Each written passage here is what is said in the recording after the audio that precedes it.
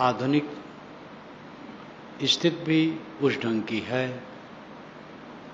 सविता, अग्नि, आदित्य इत्यादि जड़ पदार्थ हैं, इनकी उपासना क्यों?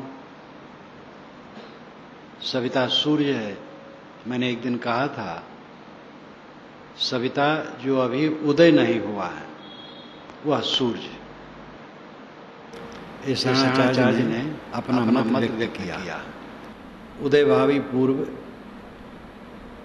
सविता है और उदयास तक सूरज है। तो सविता सूर्य है, अग्नि जड़ है और सूर्य भी जड़ है, सविता भी जड़ है। तो क्यों उपासना उसकी करते हैं? हम इस ईसा की 21वीं शताब्दी में बैठे हैं ना, और ये जब उपासना की गई थी उसके लिए कह पाना भी मुश्किल है कि कौन समय रहा होगा। जो अत्यंत तार्किक हैं वे भी मानते हैं कि ईसा के 1500 वर्ष पूर्व वेदों की रचना हो गई है, और कई लोग तो 5000, 8000, 40,000, 60,000 वर्ष पूर्व मानते हैं, और जो भावुक लोग हैं उसको तो अनादि मानते हैं, वेद अनादि है। लेकिन ये निर्विवाद है कि सभ्यता के उषा काल में वेद बने हैं। जब पूरी दुनिया घोर अंधकार में सो रही थी तब भारतवर्ष में ऋषिजन इतने उत्तम छंदों में गृहस्थी व्यवहार, युद्ध, कला, ज्ञान, समाज व्यवस्था, देवी देवता, दार्शनिक विचार, आत्मविचार भी, ये सब इतने सुंदर छंदों में उन्होंने कहा है जिसका जोड़ा पूरी दुनिया में नहीं। प्राकृतिक शक्तियों को उन्होंने देव कहा। घोर अंधकार में हम बैठे हैं और इतने में सूरज उगने लगा, प्रकाश हो गया, और उसके उगते ही पूरा पूरा सब दिखाई देने लग गया। तो इससे बड़ा देवता और कौन होगा? हवा जब चलती है झकझोर देती है, इससे बड़ा देवता कौन होगा? आग जब लगती है तो सब कुछ को काला काला कर देती है। वेद पढ़िए आप तो उसमें बात आती है, आग के समान कौन देवता होगा? इस प्रकार भाव कवि उनकी उपासना में लग गए थे, लेकिन पीढ़ी दर पीढ़ी इस पर विचार होता गया और जड़ उपासना से हट करके आत्मचिंतन की तरफ ऋषिगण आए। इसीलिए वेदांत का अर्थ होता है वेद का अंतिम भाग आत्मज्ञान, जिसमें उन्होंने अहम ब्रह्मास्मि कहा, मैं ब्रह्म हूँ। पहले आग को ब्रह्म कहा गया था, ब्रह्म बृहत्वाद ब्रह्म, बढ़ने से वो ब्रह्म है।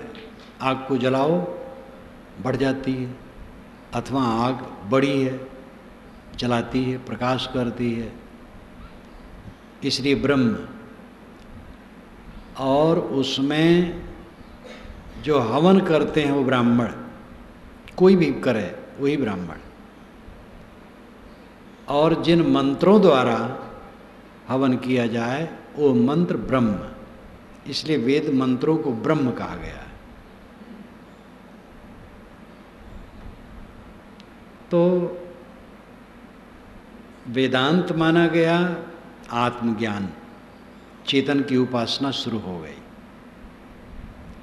बहुत पीछे बौद्धों और जैनों का प्रचार हुआ तो महात्मा बुद्ध के निधन के 500-700 वर्ष बाद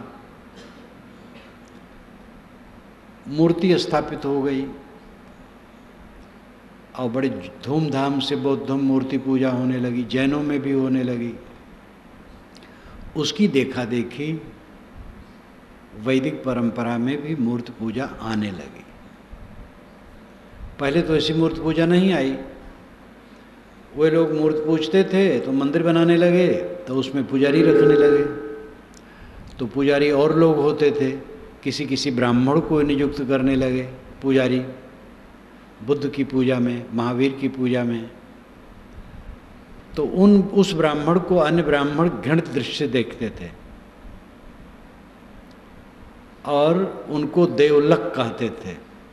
अगर कोई ब्रह्म मंडली इकट्ठी है और वहाँ ऐसा ब्राह्मण आया है जो मूर्ति पूजता है किसी मंदिर में, तो उसको लोग कहते देवलक है,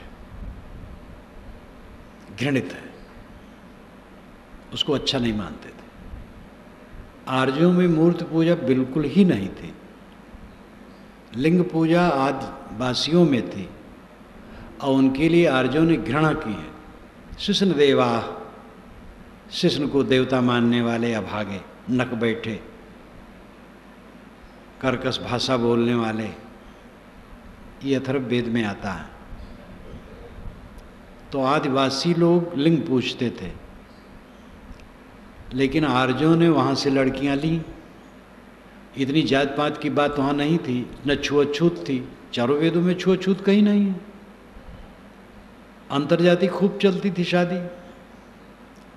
जितने ऋषि थे सब कर्म करते, गाड़ी बनाते थे, दवाई कूटते थे, हल चलाते थे, धान काटते थे, फसल काटते थे, सब कुछ करते थे। वेद पढ़िए, वेद क्या कहते हैं।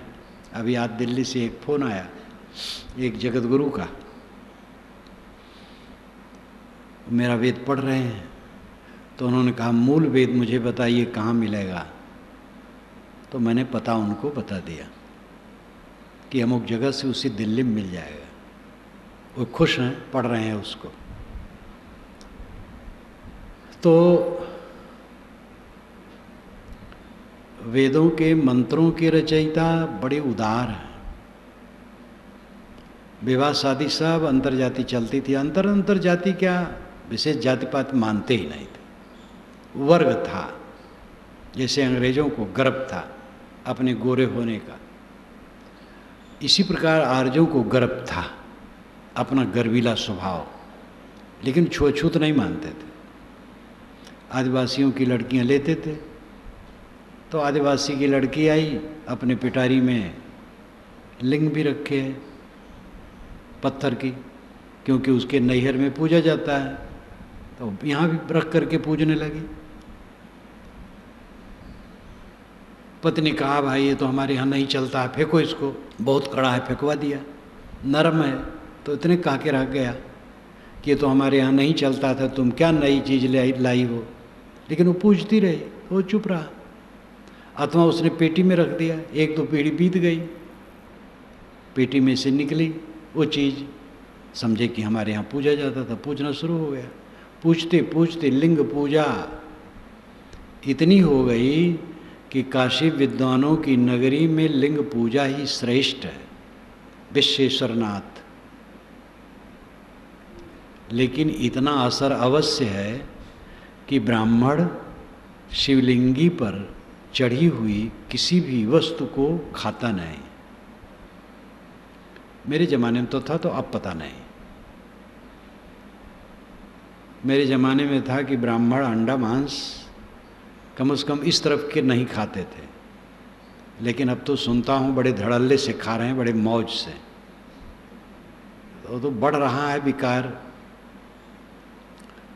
तो लिंग पर चढ़ा हुआ कोई प्रसाद ब्राह्मण नहीं खाता था,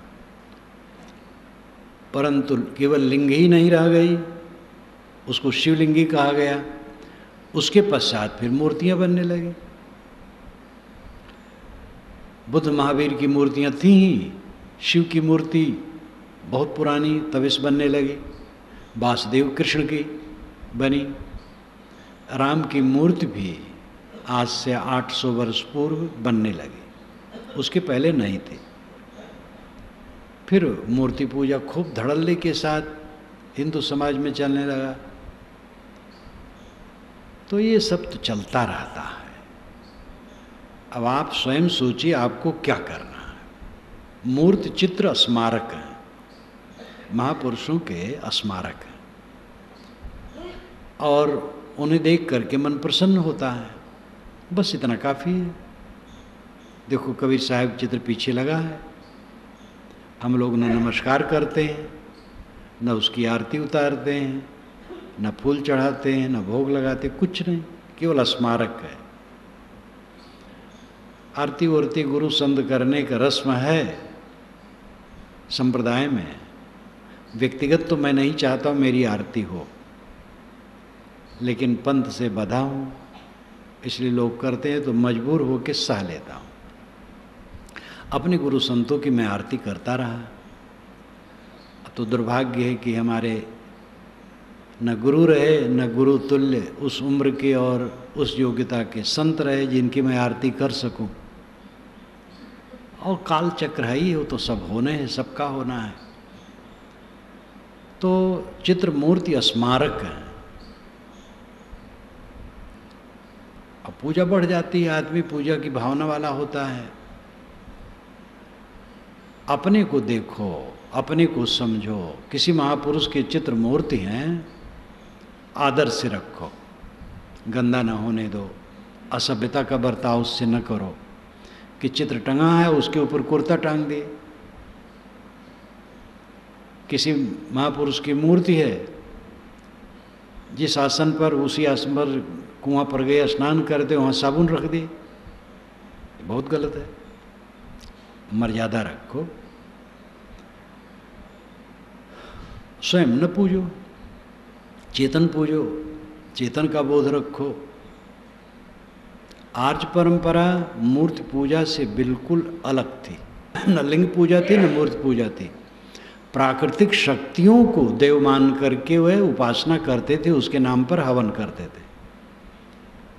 आगे चल करके उसमें भी परिवर्तन हुआ और आत्मज्ञानी हो गए। आप आत्मज्ञानी बने, इसके विषय में इतना समाधान काफ़ी है।